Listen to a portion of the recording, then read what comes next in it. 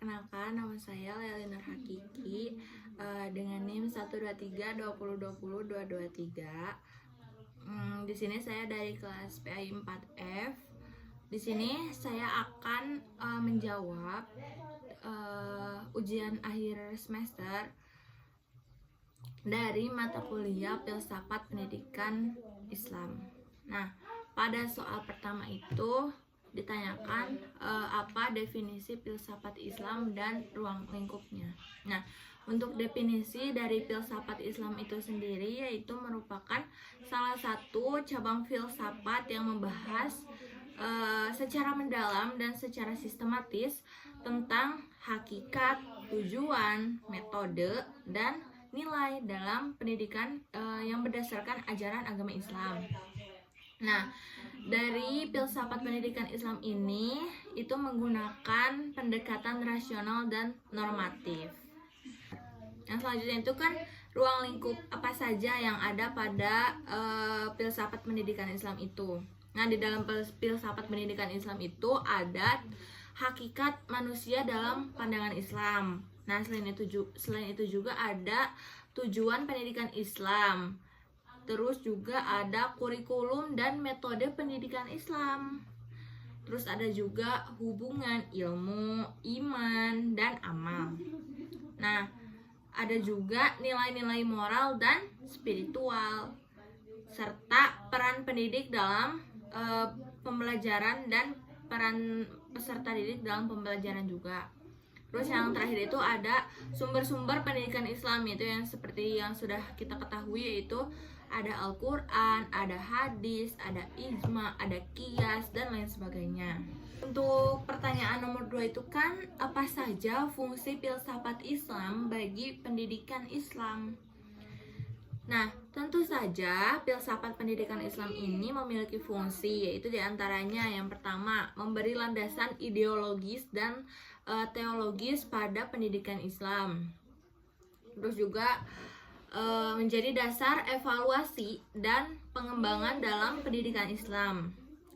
Terus juga menyatukan aspek rohani dan jasmani dalam pendidikan Islam, serta menumbuhkan kesadaran kritis bagi seseorang untuk menghadapi tantangan zaman. Dan yang terakhir yaitu mengokohkan tujuan pendidikan Islam itu sendiri. Nah, untuk pertanyaan selanjutnya itu kan tentang aliran apa saja yang ada pada filsafat pendidikan yang sedang relevan saat ini. Yang sedang relevan saat ini itu mungkin rekonstruktivisme Islam. Kenapa? Karena pada aliran ini itu menekankan pembaruan pendidikan Islam agar tetap relevan dengan zaman yang modern seperti saat ini, serta juga mendorong pengintegrasian ilmu pendidikan ataupun pengetahuan yang modern dengan nilai-nilai Islam. Terus membangun manusia yang bukan hanya solehnya secara individu, tetapi juga mampu berperan aktif dalam membangun masyarakat. Terus yang keempat yaitu kan pengertian dan pentingnya filsafat pendidikan Islam.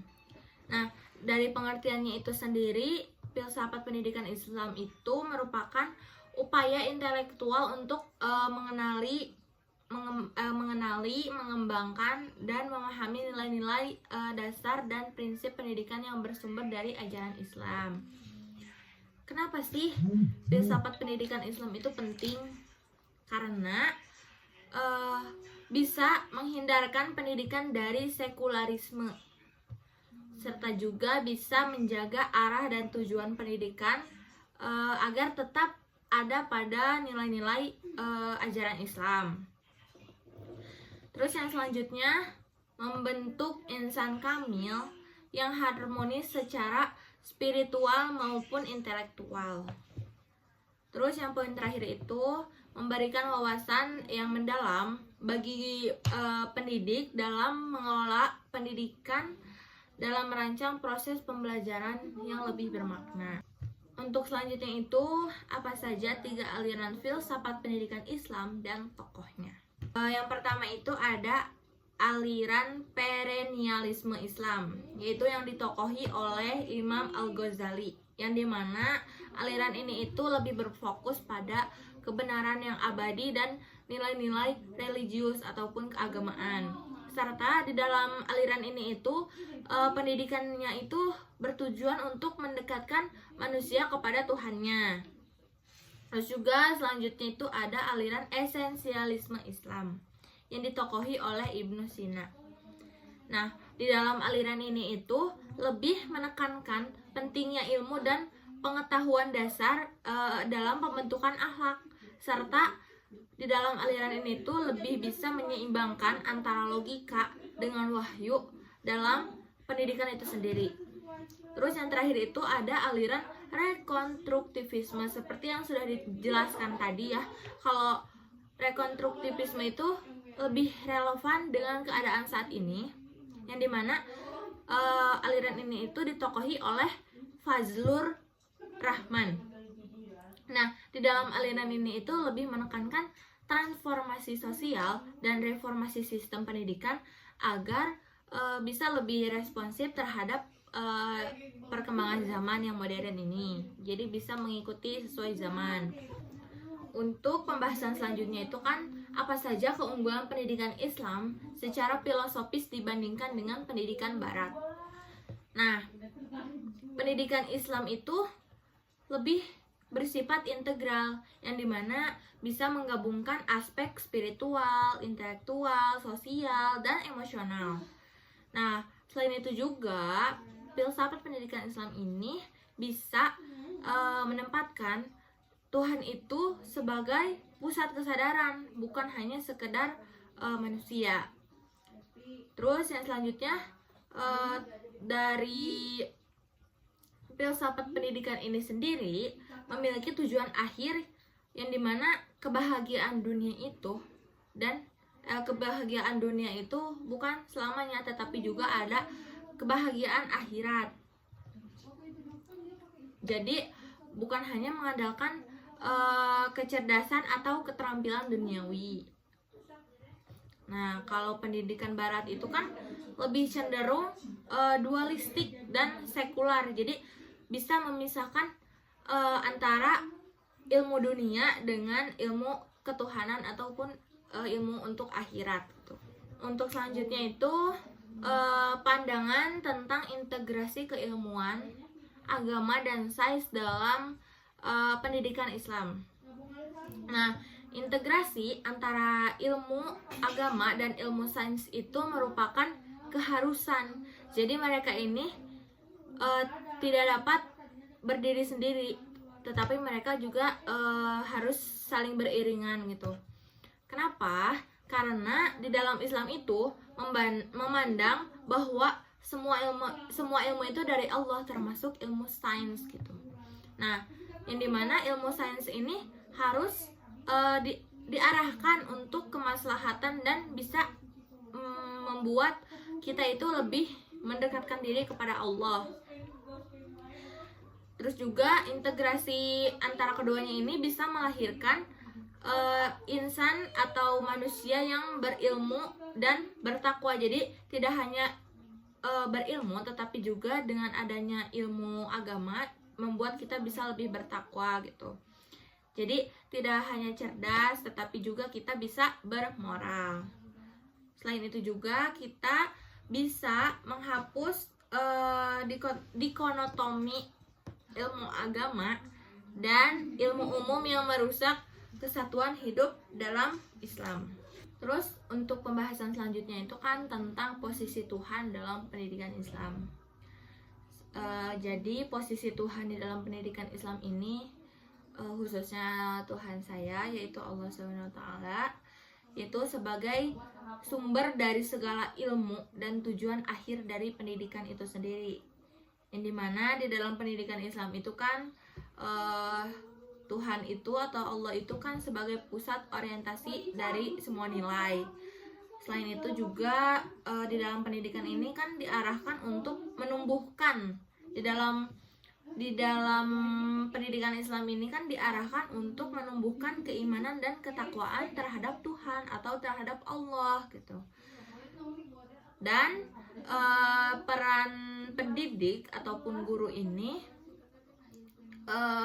sebagai penuntun peserta didik untuk mengenali dan mendekatkan diri kepada Tuhannya. Terus juga ada pandangan tentang alam dan kaitannya dengan pendidikan Islam. Nah, di dalam Islam itu sendiri ada ayat-ayat kauniyah ataupun tanda kekuasaan Allah, yang dimana di situ itu terdapat bahwa alam itu merupakan media pembelajaran. Jadi bukan hanya diciptakan untuk sekedar tumbuh saja, tetapi juga bisa digunakan untuk media pembelajaran. Kalau waktu SD itu kan saya itu sering tadabbur alam untuk belajar di alam, jadi memahami di alam. Nah, di sini kan kita bisa menggunakan alam itu sebagai media pembelajaran. Terus juga di dalam poin ini itu, pendidikan Islam itu mendorong manusia untuk mengobservasi, meneliti, dan mengelola alam secara bertanggung jawab. Terus juga bisa mendidik cinta lingkungan dan tanggung jawab terhadap ekologi. Itu semua itu merupakan tanggung jawab kita sebagai manusia. Dan selanjutnya itu, apa hakikat pendidik dan karakter yang harus dimiliki? Di dalam hakikat pendidik itu sendiri, itu merupakan pewaris dari tugas Nabi. Jadi melanjutkan tugas Nabi untuk menyampaikan ilmu-ilmu Islam gitu, dan juga bisa membimbing peserta didik kita itu baik secara jasmaninya, akalnya, rohaninya. Dan juga kita sebagai pendidik itu harus bisa menjadi teladan dalam akhlak maupun keilmuan. Nah, apa saja sih karakter yang harus dimiliki oleh pendidik itu sendiri? Yang pertama itu tentunya harus ikhlas gitu ya. Itu yang paling penting. Kita itu diniatkan dalam mengajar itu bukan hanya tentang soal dunia, tetapi juga harus mengutamakan ikhlas di dalam mengajar itu sendiri. Terus yang kedua itu ada amanah. Tentu saja setiap orang yang bekerja itu harus mempunyai sikap amanah agar bisa bertanggung jawab terhadap dirinya sendiri maupun terhadap orang lain. Terus juga bisa sabar dan penyayang. Kenapa? Karena kan kita itu kan diamanahi oleh orang tua peserta didik. Tentu saja kita tuh harus bisa menyayangi dan sabar terhadap sikap mereka sebagaimana mereka diperlakukan oleh orang tuanya. Nah, tetapi di dalam sabar itu kita juga harus bisa adil dan bijaksana dalam mengajar.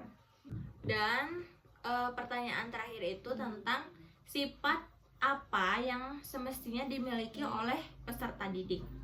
Nah, sebagai peserta didik itu kita nantinya harus bisa menanamkan nilai-nilai terhadap peserta didik itu, yaitu yang pertama itu ada tawadu atau rendah hati. Nah, rendah hati yang dimaksud ini itu rendah hati terhadap ilmu dan terhadap guru gitu. Nah, yang kedua itu ada semangat belajar. Kenapa? Karena kalau kita tidak menanamkan kepada siswa atau kepada peserta didik untuk semangat belajar, nantinya si ilmu-ilmu yang kita berikan itu tidak akan bisa sampai ke peserta didik tersebut. Dan juga kita harus bisa menanamkan ke mereka bersemangat belajarnya tuh sampai mereka tuh kalau nggak dapat ilmu haus akan ilmu gitu. Terus juga bisa disiplin dan tekun. Tentu saja ya, kalau di sekolah-sekolah formal itu pasti ditanamkan nilai-nilai disiplin, karena itu sangat penting bagi kehidupan selanjutnya. Terus juga jujur. Kenapa? Karena jujur itu kunci dari segalanya. Kalau kita nggak jujur, ya gimana gitu. Nah, terus selain jujur juga harus bisa bertanggung jawab. Jadi kita harus menanamkan kepada peserta didik kalau mereka tuh harus bisa bertanggung jawab baik terhadap dirinya sendiri maupun terhadap orang lain. Contoh kecilnya, misalkan di dalam sekolah itu tiap habis pembelajaran itu mereka ditugaskan dalam seharinya itu pasti ada petugas piket. Nah, itu sebagai contoh bentuk pertanggungjawaban pada dirinya sendiri dan terhadap lingkungan mereka. Terus yang terakhir itu ada beradab dan sopan terhadap guru, sesama maupun teman sebayanya. Itu saja yang bisa saya sampaikan, kurang lebihnya mohon maaf dikarenakan saya juga masih belajar. Wabillahi taufiq wal hidayah. Wassalamualaikum warahmatullahi wabarakatuh.